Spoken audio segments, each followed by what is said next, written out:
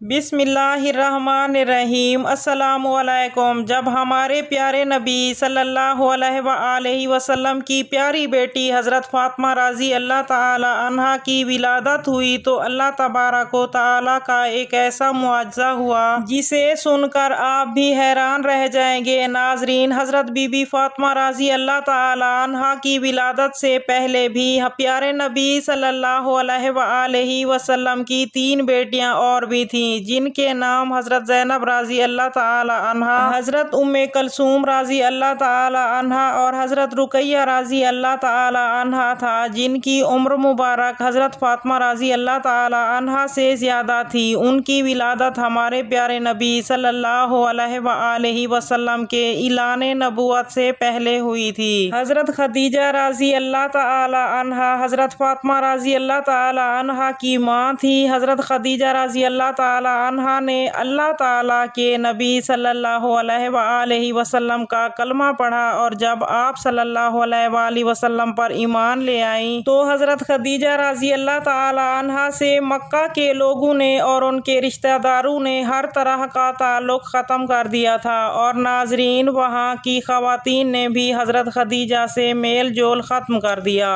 اس کی وجہ یہی تھی کہ حضرت خدیجہ رضی اللہ تعالی عنہا ہمارے نبی سرکار دو عالم پر ایمان لے آئی تھی۔ جب حضرت فاطمہ رضی اللہ تعالی عنہا کی ولادت کا وقت قریب آیا تو حضرت خدیجہ نے اپنی کچھ سہیلیوں کو بلاوا بھیجا، مگر انہوں نے یہ کہتے ہوئے انکار کر دیا کہ تم نے دین اسلام قبول کیا ہے، اس لیے ہم تمہارے گھر نہیں آئیں گی۔ یہ سن کر حضرت خدیجہ بہت ہی اداس ہوئی اور مایوس رہنے لگی۔ ہمارے پیارے نبی صلی اللہ علیہ وآلہ وسلم نے حضرت خدیجہ رضی اللہ تعالی عنہا کو حوصلہ دیا اور فرمایا، اے خدیجہ، تو پریشان نہ ہو، اللہ تبارک و تعالی ضرور ہمارے لیے کچھ بہتر کرے گا۔ رسول خدا نے فرمایا، اللہ تبارک و تعالی نے حضرت جبرائیل علیہ السلام کے ہاتھ پیغام بھیجا ہے کہ ہمارے گھر میں ایک پیاری سی بیٹی پیدا ہونے والی ہے۔ اللہ تبارک و تعالی ہماری اس بیٹی کی نسل سے آئمہ پیدا کرے گا۔ اس بات کو سنتے ہی حضرت خدیجہ رضی اللہ تعالی عنہا کے چہرے پر رونق ظاہر ہونے لگتی ہے اور وہ بہت خوش ہونے لگتی ہے۔ جب ولادت کا وقت قریب آتا ہے تو حضرت خدیجہ مایوس ہو جاتی ہیں کہ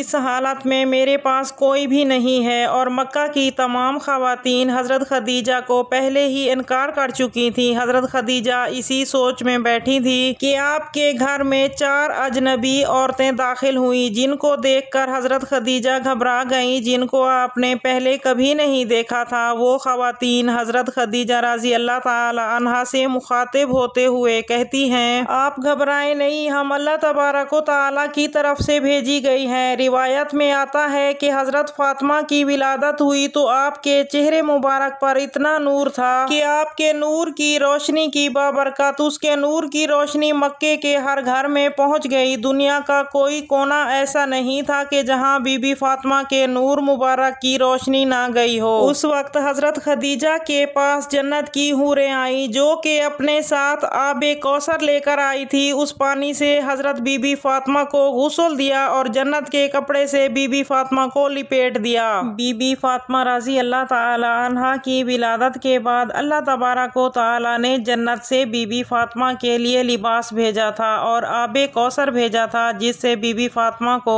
غسل دیا گیا تھا اور اس جنت کے کپڑے سے بی بی فاطمہ کو لپیٹ دیا گیا۔ اس کے بعد آسمان سے ایک ایسا نور ظاہر ہوا جس کی روشنی فرشتوں نے پہلے کبھی نہیں دیکھی تھی۔ وہ خواتین جو حضرت خدیجہ رضی اللہ تعالی عنہا کی مدد کے لیے آئی تھیں، انہوں نے حضرت بی بی فاطمہ کو حضرت خدیجہ کی گود میں دیا اور کہا، یہ آپ کی بیٹی طاہرہ ہے، یہ آپ کی بیٹی پاک ہے، اللہ تبارک و تعالی اس کی نسل میں برکت دے گا۔ روایت میں آتا ہے کہ ام ایمن ہمارے نبی سرکار دو عالم کے گھر کی طرف آ رہی تھی تاکہ وہ بی بی فاطمہ کی پیدائش کی مبارکباد دے سکے۔ ان کو راستے میں خواتین ملی، انہوں نے حضرت ام ایمن کو دیکھ کر کہا، اے ام ایمن، تم اتنی تیزی میں کہاں جا رہی ہو؟ تو ام ایمن نے جواب دیا کہ میں نبی کریم صلی اللہ علیہ وآلہ وسلم کے گھر حضرت فاطمہ کی ولادت کی مبارکباد دینے جا رہی ہوں کہ ان کے گھر میں 4تھی بیٹی کی ولادت ہوئی ہے۔ اس پر وہ خواتین کہنے لگتی ہیں کہ 4تھی بیٹی کی ولادت کی خبر سن کر حضرت محمد صلی اللہ علیہ وآلہ وسلم کا کیا رد عمل ہوگا، وہ کون سا رویہ اختیار کریں گے؟ اس بات کو سن کر حضرت ام ایمن تھوڑا سا مسکرائی اور فرمانے لگی، تمہاری اس بات نے تو مجھے وہ دن یاد کروا دیا ہے کہ جب حضرت خدیجہ نے اپنی پہلی صاحبزادی کو جنم دیا تھا۔ ام ایمن نے فرمایا کہ جب رسول خدا کو یہ خبر ہوئی کہ ان کی اہلیہ نے ایک بیٹی کو جنم دیا ہے تو وہ خوشی سے مسکرائے اور اپنے گھر کی طرف دوڑتے ہوئے آئے اور اپنی اہلیہ کو ڈھیروں مبارکباد دی اور اپنی بیٹی کو سینے سے لگایا، اسے خوب پیار کیا۔ تو پھر رسول خدا نے قربانی کے جانوروں کو ذبح کر کے ایک دسترخوان سجایا اور غریبوں کو کھانا کھلایا تو میں دیکھ کر حیران رہ گئی۔ حضرت محمد صلی اللہ علیہ وآلہ وسلم نے دوسری دونوں بیٹیوں کی ولادت پر یہی کیا تھا، اور مجھے یقین ہے کہ اس بار بھی حضرت محمد صلی اللہ علیہ وآلہ وسلم اپنی اس بیٹی کی خبر سن کر وہی سب کچھ کریں گے۔ تو یہ سب سن کر ان خواتین کا چہرہ مرجھا گیا، کیونکہ انہوں نے بھی 3 بیٹیوں کو جنم دیا تھا تو انہیں قتل کر دیا گیا تھا۔